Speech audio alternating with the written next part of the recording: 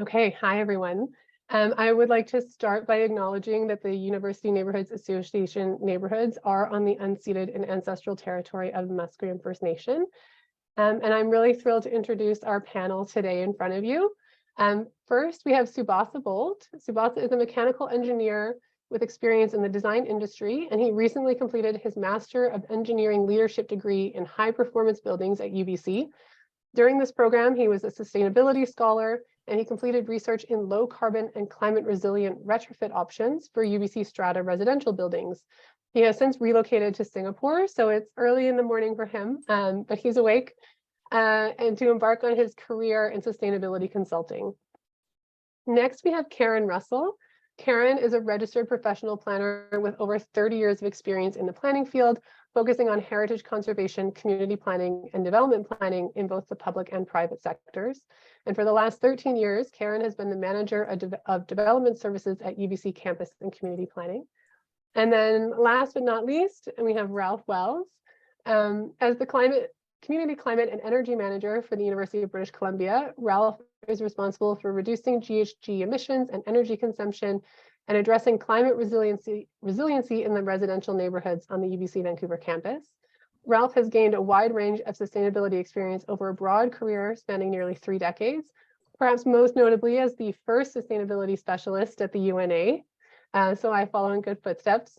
And he has completed a UBC Master of Clean Energy Engineering and holds a Master of Resource and Environmental Management from SFU. So I'm going to turn it over to Subasa, who's going to lead us through the presentation. Thanks, Robin. I'm just going to share my screen here.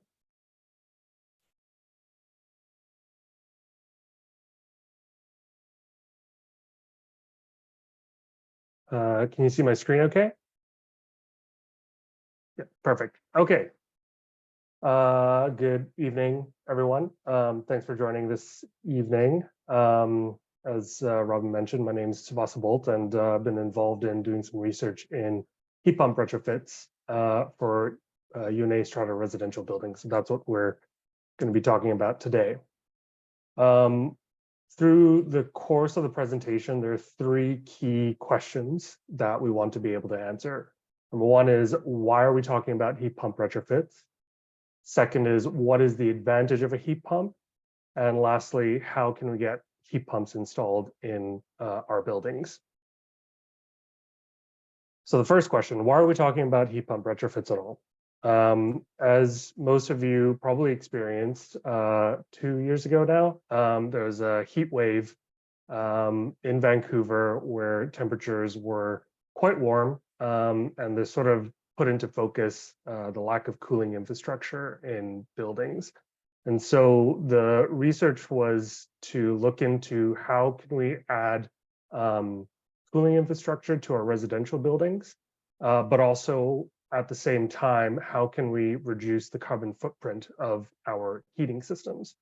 And the University of British Columbia a few years ago published the Green Building Action Plan, which outlined the strategy for the municipal jurisdiction on how to lower the carbon footprint of heating systems in residential buildings. And so the heat pump is the technology that ticks a lot of these boxes. It is able to provide cooling infrastructure to our condominium units in a relatively economic retrofit approach. And it can also provide heating to our units that's in a more efficient manner than electric baseboard heaters. So this leads to the next question, what is the advantage of a heat pump? But before we get into that, we'll actually try and answer the question, what is a heat pump? Heat pumps themselves have been around about 30 odd years in terms of technology, but only recently has it become into focus, mainly because of the fact that they're more efficient and British Columbia's provincial mandate to try and reduce the energy required to heat our buildings. And the technology has become cheaper in the last decade, much more readily available, and the public in general is becoming more aware of them as we try to reduce our impact on the climate. We're trying to shift away from natural gas as a heating source. Electric baseboard heaters are very commonplace in the residential market in Vancouver and the rest of British Columbia, actually. But we are trying to find ways to reduce our electrical consumption to heat our buildings, and heat pumps are just a ticket. So this is sort of a basic diagram of what a split heat pump system looks like. There's an indoor unit cassette that gets mounted on a wall, and there's an outdoor condensing unit that's in the case of a strata building, condominium rather, would likely sit on a balcony, and there are refrigerant lines piping that connects the indoor unit to the outdoor unit. The way a heat pump works is that it tries to pump heat from the outside and into the inside. It's not like a electric resistance heater where we're generating heat from electrical heat directly. It's actually a air conditioner, but in reverse. An air conditioner tries to pump heat out from the inside of a house and pumps it outside via the condensing unit. The heat pump just simply works in the opposite direction. It's extracting heat from the cold air, thermal energy, and then pumping that into the inside. The other advantage of a heat pump is it's reversible. And so in the winter season, it's able to provide heat. And in the summer season, it's able to provide cooling. So this technology really is able to kill two birds with one stone, so to speak. By installing a heat pump, you're able to provide cooling in the hot summer days, but it's also able to provide heating in a much more efficient manner than electric baseboard heaters. So what is the advantage of a heat pump? Returning to this question, I already sort of mentioned that heat pumps are more efficient than electric baseboard heaters. So in this diagram, we see that for an electric baseboard heater to provide 1 kilowatt of heat, you require 1 kilowatt of electrical power into the unit. Whereas a heat pump, to get the same 1 kilowatt of heat, you only need about half a kilowatt of electric power. So for the same benefit, you're consuming about half the electric energy required to heat a home. The other half a kilowatt comes from the heat that's extracted from the cold air outside. More efficient units can actually probably do this with a third of the electric power.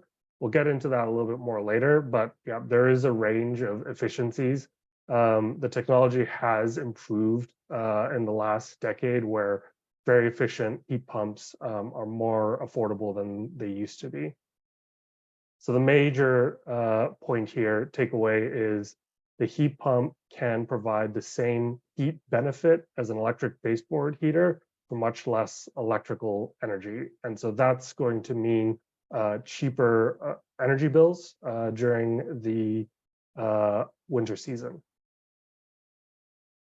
So the big question now is, how can we get heat pumps installed in my building? As part of my research, what I prepared is 2 separate checklists, one for strata councils and one for condominium unit owners. For a building or strata building to be able to retrofit heat pumps into their building, there needs to be a bit of a coordinated effort between strata councils and condominium owners. Major reason for this is consistency of insulation, risk mitigation in terms of water leakage, and also we want there to be sort of a central understanding that's issued by the strata council on what the expectations are for condominium unit owners. This ensures, as I mentioned before, consistency in insulation, and ultimately we're trying to mitigate risk. So For the STRATA checklist, the first thing that a STRATA council should embark on is to hire an envelope engineer and an electrical engineer to perform studies.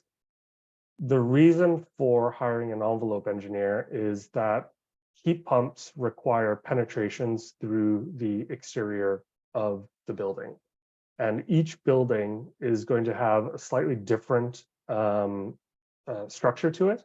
And so the envelope engineer is ultimately going to be able to prepare a recommendation on how best to penetrate the envelope while mitigating any sort of water leakage into the building.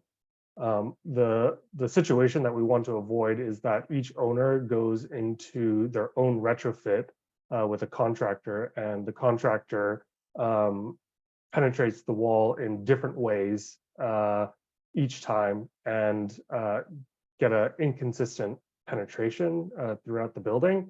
And some of those holes might not be perfectly sealed. And so we get water ingressing into that hole, and that's going to cause water damage. And so ultimately having an envelope engineer review the specific envelope type for the building and prepare a standard penetration detail to provide to the council. And then when a unit owner requests a heat pump to be installed in their unit or requests approval rather, the council is then able to provide them with the penetration detail that the envelope engineer had prepared for them. This ensures that every retrofit is going to be using the same penetration detail that's appropriate for that unit. And that's ultimately going to mitigate the risk of water ingress throughout the building. The second key component is for the electrical engineer to perform a power demand study. So because the heat pumps are going to require electrical power connections, the electrical engineer will perform a power demand study to ensure that the electrical infrastructure in the building and in the unit is sufficient to be able to handle the power consumption for these heat pumps, assuming every single unit is going to have a heat pump installed. Generally speaking, for buildings that have electric baseboard heaters as their primary mode of heat currently, it's likely that the heat pumps aren't going to draw more power than what infrastructure currently exists. That's because heat pumps consume less electrical energy than electric baseboard heaters. That being said, it's still good practice to hire an electrical engineer to perform this study and actually prepare a report, say in writing, yep, we've looked at your building and there is sufficient power infrastructure for heat pumps to be retrofitted in every building. So then everybody can rest, sleep easy with all these retrofits going on, that no power upgrades are required in the building, which can be invasive and an expensive endeavor. So yeah, 2 consultants that the STRATA should hire at the beginning is an envelope engineer to look at penetration details throughout the building, and an electrical engineer to perform a power demand study. The next thing that the STRATA Council should endeavor on is actually outlining the requirements to unit owners and what's expected for a council to review a request for heat pump installation. What we're recommending is that every condominium owner needs to provide indoor and outdoor unit drawings indicating the locations. So what this is a simple floor plan of the unit, including the balcony, that indicates where the indoor unit is going to be installed. Typically, you'll have one in the bedroom and one in the living room. This is something that ultimately will be coordinated with the contractor, but drawings with the location of where all the units are going to be located is something that I'll explain later is going to be a permanent requirement, but this should be explicitly outlined to condominium owners that as a requirement for council review. Heat pump cut sheets, what units are going to be installed, make, model number, power requirements, noise requirement, radiated noise, as well as capacity. Council should ask for a copy of the mechanical contractor's quote. This will outline exactly what the mechanical contractor's scope of work is going to be. A copy of the contractor's red seal certificate. Mechanical contractors installing heat pumps are typically certified with a red seal, which states that they have been formally trained in installing these units. This is important from a quality control perspective, but also an insurance perspective. And then the contractor's certificate of liability insurance. Contractors are all professional, but in case there's something unforeseen that happens, which requires an insurance claim, we need to ensure that contractors do have the required liability insurance in place to be able to rectify any sort of issues that come up during the course of construction. Next is the owner checklist. So this checklist is what the owners should go through while they're initiating a retrofit, heat pump retrofit project. The first step is to initiate a mechanical contractor and what the contractor should be assessing in the unit. So when a unit owner engages a mechanical contractor to install a heat pump, generally what should happen is the contractor will come to the unit and physically look at the unit to look at where the best place to locate the indoor unit and the condenser unit would be, where the piping is going to penetrate through the exterior, and also checked the electrical panel to ensure that there's sufficient space to make new power connections for the heat pump. Excuse me. Once the contractors reviewed the unit, the suite itself, he'll prepare a quote, and the quote will also explicitly outline what the scope of the contractor is. And so that's what he is going to do and what he's not going to do. And this is a fairly standard document, but sometimes you might see a red flag where the contractor is quoting something and he's, let's say, left out the electrical connection for an electrical contractor to do. And so he puts it on the owner that they should hire the electrical contractor. Generally, that's not the case. The mechanical contractor will always have an electrical subcontractor as part of his scope. And so when you engage a contractor, you basically don't really have to be too concerned about hiring different contractors. They'll just take care of everything. But the contractor's quote does outline exactly what their responsibilities are. And this is also why it's important to provide the quote to the STRATA Council. So they're also a second set of eyes to ensure that there's a proper understanding of what everybody's responsibilities are in terms of installing a heat pump. Third part of this checklist is going to be the list of documents to provide to the STRATA Council for approval. In the previous slide, we talked about what the expectations of the STRATA councils should be. The owners should be acutely aware of what these requirements are and basically check off this list and ensure that all these components are provided to the STRATA Council for a timely review. So just to recap, an indoor-outdoor unit drawings indicating locations, heat pump cut sheets, which include the capacity of the unit, power information, noise information. At the end of the presentation, I'll just switch to my PDF viewer. I do have a sample set of drawings and cut sheets so I could show everybody what this might look like. Copy of the mechanical contractor's quote, copy of the contractor's red seal certificate, and the certificate of liability insurance. And then the owner should also obtain the penetration details from the STRATA Council to include as part of the building permit submission, which I'll talk about next. This is a resource for owners. CleanBC has a find a contractor tool that they're on the website, they have a search function where a bunch of contractors are registered who are have the expertise of heat pump installations.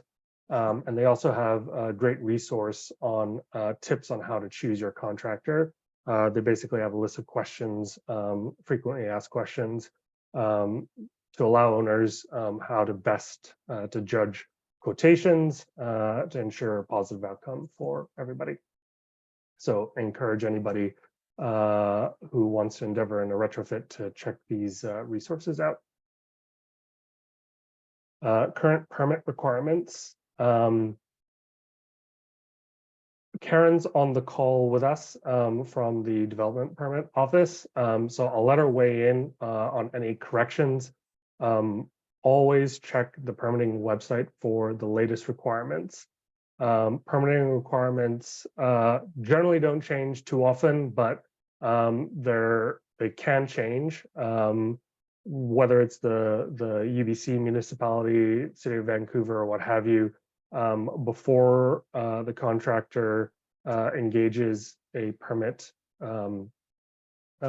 application, they should always check the website for the latest and greatest. So as it stands right now, the current permit requirements for development permit application, you need a development permit application form, STRATA council approval letter. So this is basically a letter from the STRATA council that says that they approve the request for the installation of a heat pump for a unit owner. The basic site floor plan with the outdoor condensing unit location. So those are the drawings that I'd mentioned previously in the checklist. Indoor evaporator unit and outdoor condensing unit cut sheets with sound data. The sound must not exceed 45 decibels during the nighttime at the point of reception per the current bylaws.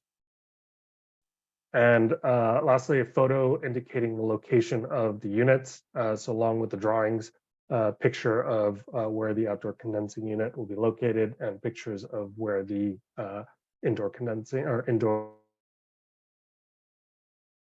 evaporators will be located. This information was from October last year. So yeah, I do encourage everybody to look at the website again to make sure this information is still current. The estimated review period for a development permit is around 2 to 3 weeks, assuming that the documents are complete. So once the development permit application is approved, the mechanical contractor can then submit a building permit application. This requires a permit application form, the same STRATA council approval letter, same floor plan with outdoor condensing unit locations, the development permit approval from the previous step, mechanical floor plan drawing. So that's the drawing with the condensing unit and indoor unit locations, as well as where the condensate drains are going to terminate. This is all these drawings should be prepared by the mechanical contractor that you engage. Indoor evaporator unit, outdoor condensing unit cut sheets. These are the same cut sheets in the development permit application. And again, this should be provided by the mechanical contractor. The estimated review period is about 2 to 4 weeks, assuming the application is complete. During the construction phase, this is, again, something for the mechanical contractor to take care of, but just so there's awareness on what these requirements are, the contractor is going to need to take an electrical trade permit application form with supporting documents. This is administered by Technical Safety BC. And then the estimated review period for this trade permit is about 2 to 4 weeks. The estimated review period we've included in this presentation so everybody can time their retrofits. Generally speaking, heat pump retrofits take place when the outside air temperature is sufficient where you don't require heating in your unit. So a lot of this administrative stuff ideally takes place during the winter season. So then, say around mid-spring, you have all the documents, permits in place. So construction can begin when you don't require heating, because for one of these retrofits to take place, it's likely that the electric baseboard heaters are going to have to come offline when work is being done on the electrical panel. The retrofit itself is quite quick when the switchover happens from heat pump to electric baseboard. So the downtime isn't long, but it's always good to be a bit conservative in case something does go wrong. You don't want to be stuck in the winter with no heating. And yeah, there are other risks involved with that. But yeah, generally speaking, these retrofits, the actual construction phase will take place from about mid-spring until about mid-fall. So encourage everybody to time their permit applications and approvals accordingly. And that is the end of my presentation. I'll hand it over to Karen now. Thanks, everyone. Hello, everyone. Thanks, Vasa and Robin. Yeah, I manage your development services. So we process at campus and community planning the permitting process for this.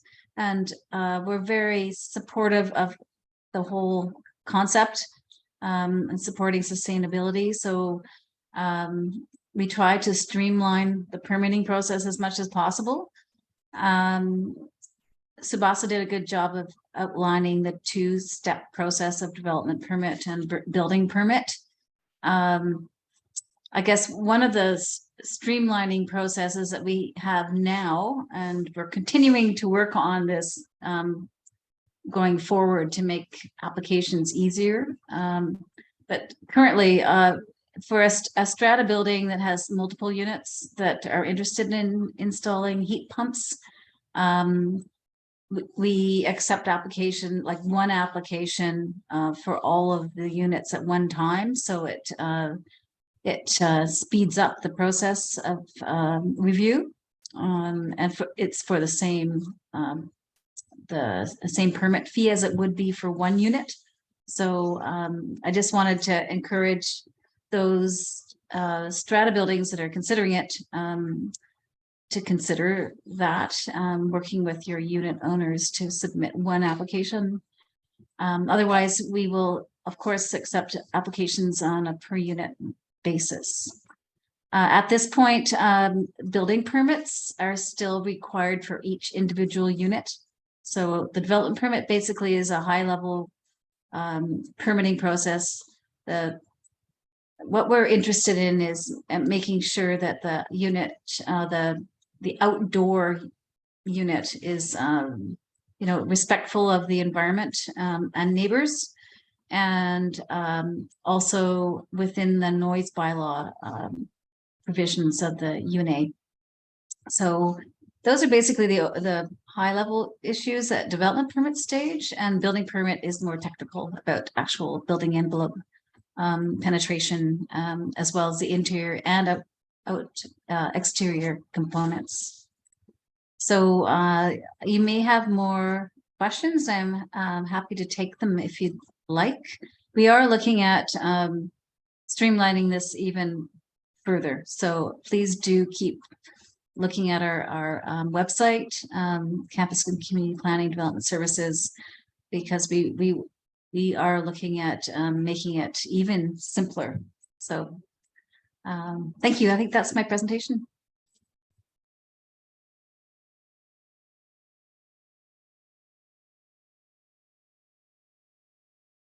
Thanks, Aaron. I forgot to share some sample drawings at the end of my presentation, so I'll just flash them on the screen here quickly. So this is sort of what a basic floor plan would look like. This particular project was for application and the city of Richmond. But here you can see we have a location of the indoor unit and a location of the outdoor condensing unit. In this case, it was quite convenient that the location where the location of the balcony was, it's just directly outside of the wall of where the indoor unit is. So the pipe run from the air conditioner to the condensing unit was very, very short. This is a sample penetration detail for the pipe itself. This is the detail that the envelope consultant ideally would prepare. All the STRATA Council can provide this detail to each unit owner to ensure that everybody's following the same detail. And this is a sample detail of how the condensing unit would be mounted on the balcony. Each unit should be placed on rubber vibration isolation pads just to dampen vibration and noise from the condensing unit itself. As far as sample cut sheets go, this is a Daikin unit. This is sort of the level of detail we'd want. Every manufacturer does provide quite exhaustive cut sheets. As you can see here, we've got the efficiency both in cooling mode and heating mode, what the performance is of the unit in cooling mode, performance in heating mode. This is the electrical information that would be required as part of the permit application. And we also have sound information here somewhere.